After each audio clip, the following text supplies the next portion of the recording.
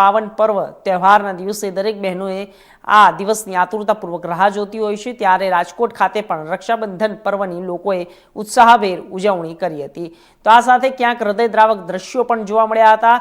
આપને જણાવી દઈએ, વાત કરીએ તો રાજકોટ જિલ્લા જેલ ખાતે રક્ષાબંધનના પાવન પર્વની ઉત્સાહભેર ઉજવણી કરવામાં આવી।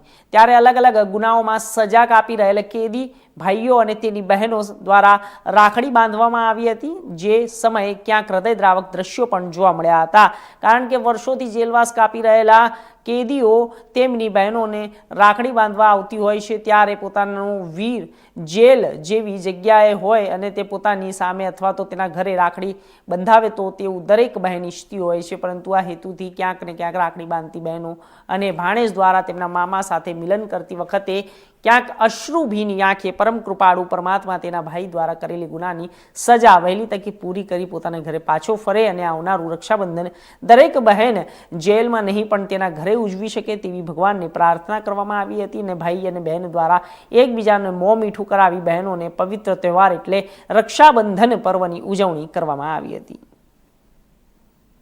498 302 મારી ઘરવાળીના કેસમાં છું। માહોલ તો સાહેબ જી રક્ષાબંધન ઘરે જ રાખડી બાંધતા હતા, એના કરતાં થોડોક અમને દુઃખ લાગે અમારી બહેનો અહીંયા આવે છે ને અમે ગુનો કરતા કરી ગયા, પણ અમે હવે અફસોસ થાય છે અમને એમ કે બીજી વાર આવો ગુનો કરાય નહીં। આમ જેલ પ્રશંસા બહુ મસ્ત છે સાહેબ, બધો સારો રાખે બધો। ભાઈને મળવાનો આનંદ છે અને ભગવાનને પ્રાર્થના છે કે સર્વનું કલ્યાણ થાય। બાકી તો ગુનામાં તો એવું છે કે અમને એવું લાગે છે કે મારા ભાઈ નિર્દોષ છે, પછી જોઈએ। આપણા કેદી ભાઈઓને મોઢું મીઠું કરાવવાના ભાગરૂપે જેલની અંદર જ કેદીઓ મારફત કેદીઓ બનાવેલી મીઠાઈ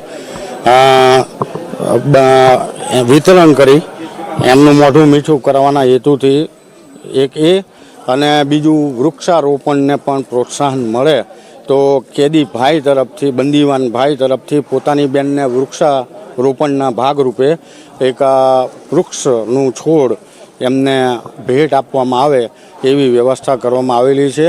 સાથે સાથે જેલની શિસ્ત સલામતી જળવાઈ રહે, કોઈ અનિચ્છનીય બનાવ ન બને તે રીતે અમે અમારા જેલના સ્ટાફને, અમારા અધિકારીઓને તેમજ સ્થાનિક પોલીસની પણ અમે મદદ લઈ અને આ વ્યવસ્થા ગોઠવવામાં આવેલી।